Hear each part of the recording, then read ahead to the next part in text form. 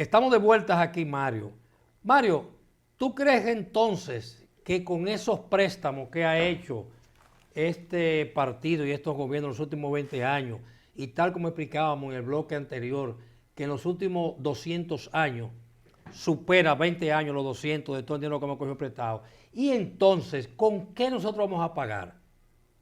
Va a suceder lo que sucedió en el 16, que los americanos cogieron las aduanas, cogieron muchísimas cosas, y va a suceder otras cosas peores. Entonces nos vamos a quedar nosotros sin ciudades, sin playa y sin sectores turísticos. ¿O qué tú crees que va a pasar? Bueno, lo peor que a nosotros nos ha pasado es que la deuda que hemos contraído, en más de un 60%, son bonos soberanos. Y bonos soberanos quiere decir que cuando el acreedor viene a cobrar, hay que pagarle la totalidad de la deuda. Si no, entonces pasa lo que tú dices, que hay que entregarle las aduanas, impuestos internos y demás para que ellos se cobren primero, porque son bonos soberanos, porque tienen la soberanía, tienen la prioridad de cualquier otra deuda que tú puedas contraer, que pueda contraer en este caso el Estado Dominicano.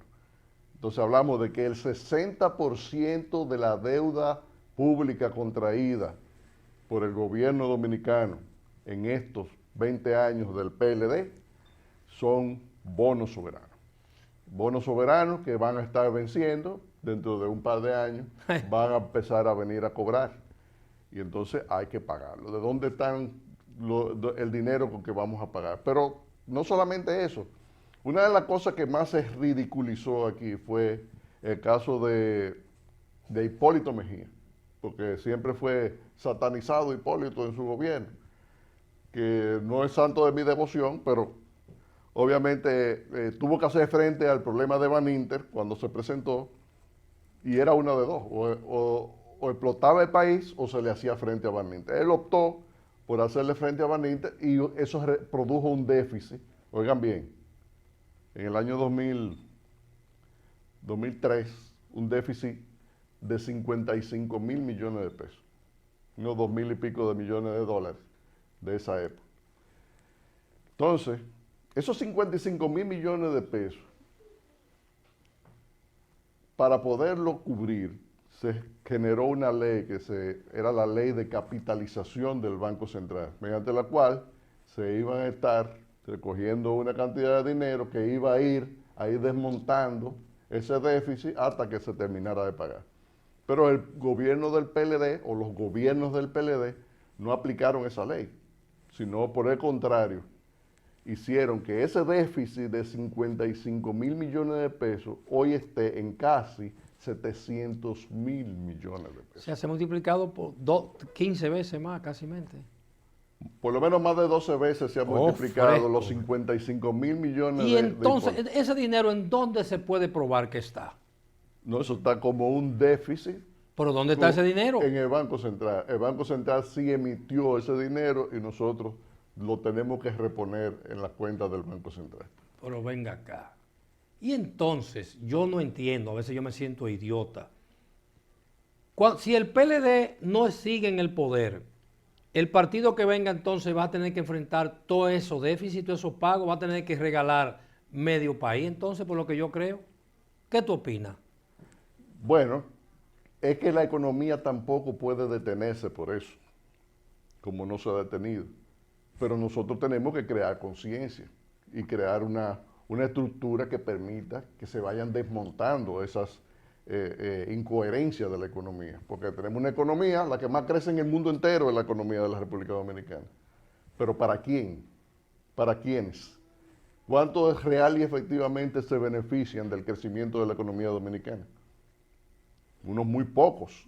Los menos se benefician. Y no hay una fórmula de uno a esos ricos millonarios exigirle que prueben esa riqueza donde lo sacaron, incluyendo a los expresidentes y a los actuales. Bueno, de las cosas que se están haciendo y que son prioridad en este momento, para que el presidente dispuso la extensión de la judicatura, de la legislatura, perdón. La legislatura se extendió por 15 días para que se aprobaran unas leyes que estaban pendientes. Y una de ellas es la ley que permite una amnistía fiscal, precisamente para que todo aquel que se enriqueció durante los últimos 20 años, pagando una cantidad mínima, todos sus bienes queden santificados.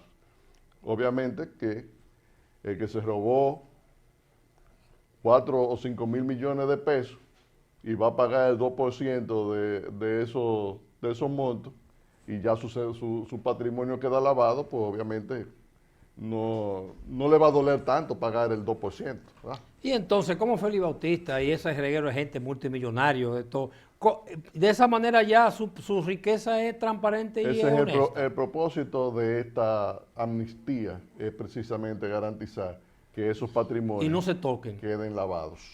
Ah, pero entonces nos vamos a fuñir nosotros dominicanos, porque todo ese dinero que debemos lo tienen ellos entonces. Aquí hay otras maneras porque resulta que la corrupción es imprescriptible. Mario, ¿y qué tú Lo opinas que vamos a sobre...? tener que tener otra justicia y otro procurador, porque con esta justicia y con este procurador no hay garantía de que haya justicia jamás. ¿Y se puede dar para atrás entonces a esa amnistía para probar que esa gente, esa riqueza no la pueden probar? Pero que hay un aspecto penal, que es el aspecto que tiene que ver con la corrupción, que al no prescribir, entonces vamos a ir a la justicia, vamos a establecer, digo yo, vamos a ir, estamos hablando de un asunto puramente especulativo, pero supón tú que vayamos, que haya la voluntad política para que se persiga la corrupción finalmente en la República Dominicana. En ese caso, pues entonces tendría que hacerse un expediente correcto, que hasta este momento no se ha hecho en la República Dominicana. ¿Y tú crees que se hará?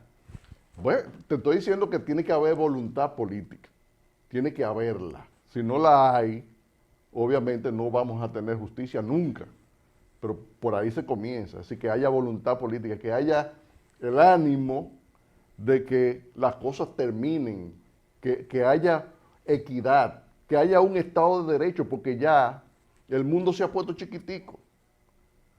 En otros países hay sanciones contra la corrupción. En América Latina hay muchos presidentes presos. Pero en los países donde la educación es más alta, la corrupción es casi nula. Por supuesto, como la corrupción es casi nula, entonces se beneficia la educación, se beneficia la salud, se beneficia la seguridad. ¿Tú sabes qué pasa en los países del Báltico? Que están cerrando todas las cárceles. Sí, Sin embargo, nosotros aquí estamos ampliando. estamos ampliando la que hay y Metiendo construyendo más. nuevas. Esa es la relación, la proporción que hay entre los países donde hay educación y donde se castiga la corrupción, a diferencia de los países donde la corrupción no tiene ninguna consecuencia, como este. La corrupción aquí es solamente un poema, una causa para burlarse de los ciudadanos. Por eso nosotros no tenemos, tenemos el 4% y seguimos en el último lugar del mundo de la educación. Uno de los países donde hay más inseguridad, donde hay más embarazos adolescentes, donde hay más inmigración ilegal, donde hay más corrupción, donde hay menos salud, donde hay más mortalidad infantil. Esto no es país, donde entonces. Esto es una letrina. Entonces todo eso es consecuencia de una falta de un Estado de Derecho, de un régimen de consecuencias, de una justicia independiente. Mientras nuestro país no empiece a caminar hacia allá, por eso que nosotros tenemos que romper con el PLD. ¿Y tú crees que...? Porque para comenzar, nosotros tenemos que salir del PLD. ¿Cómo, el PLD no tiene eso como propósito. ¿Y cómo tú crees que se va a salir del PLD? Con la voluntad de los ciudadanos vamos a salir del PLD. Y esos haitianos que tienen cédula, que le están dando cédula dominicana en Haití y aquí, me imagino que ahora en las elecciones municipales no van a votar porque Santiago tiene menos de 600,000 votantes para la cosa. Esa es una de las razones para salir del PLD. Porque el crees? PLD, cuando en el año 2010, del 2010 para acá, la población inmigrante ilegal de Haití se incrementó en un 70%. En un 70%. Ya está en más de un 100% actualmente. Ya ahora mismo está en más de un 100% de lo que había en el año 2010. Es decir que nosotros al paso que nos lleva el Partido de la Liberación Dominicana es a la disolución de la sociedad dominicana, al endeudamiento y camino a un estallido que uno no se imagina la proporción que pueda tener debido a este desmadre que se ha imperado en la República Dominicana. ¿Y tú crees entonces que esos 2 millones que se dice que hay con cédula dominicana, votarán algunos en las elecciones municipales o todos votarán en las elecciones presidenciales? Bueno, yo entiendo que los partidos de oposición tienen que prestar mucha atención al tema de los inmigrantes haitianos provistos de cédulas dominicanas y con nombres dominicanos. Porque a ellos, una parte de ellos, se le ha entregado la cédula con la condición de que tienen que votar por el Partido de la Liberación Dominicana. ¿Y no lo van a chequear ahí cuando vayan a votar? Entonces a esa gente hay que ponerlo a decir su nombre en español. Lamentablemente no veo otra solución. ¿Y habrá problema o solución para evitar que entonces ellos vayan a las urnas? Esas votos tienen que ser observados. Ay, madre mía. Tienen que ser observados y tienen que ser objetados en cada colegio electoral. Hay que estar atento a eso, porque eso no se puede permitir. ¿Y tú crees que eso va a funcionar con este desorden que hay? Bueno, yo lo que ahora mismo, todos estos hechos han sido denunciados ante la Comisión de los Derechos Humanos, la Comisión de la OEA, que se encuentra en el país como observador del proceso electoral. Y esto será documentado. Ya una parte de las violaciones a las disposiciones de la ley electoral han sido documentadas, como son la compra de cédulas, que hay un mercado público de compra de cédulas en nuestro país, la amenaza contra los empleados públicos, una serie el gasto excesivo del gobierno, contrario a lo que establece la ley, el uso del plan social como un plan político, como un brazo de los candidatos del partido oficial para imponerse en determinadas comunidades. Todo eso está denunciado y está en manos de la OEA en este momento, para que estemos claros que no se va a aceptar tampoco que inmigrantes ilegales con cédulas falsas vayan a intentar votar en este proceso electoral.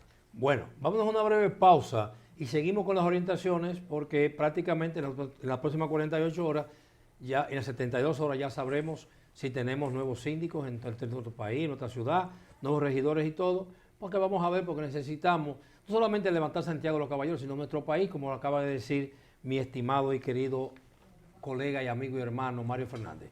Regresamos en breve y continuamos aquí con Bueno 100%, un programa específico hoy para orientar sobre el amor, la amistad y el amor a nuestra nación. Adelante, mi querido Cristian.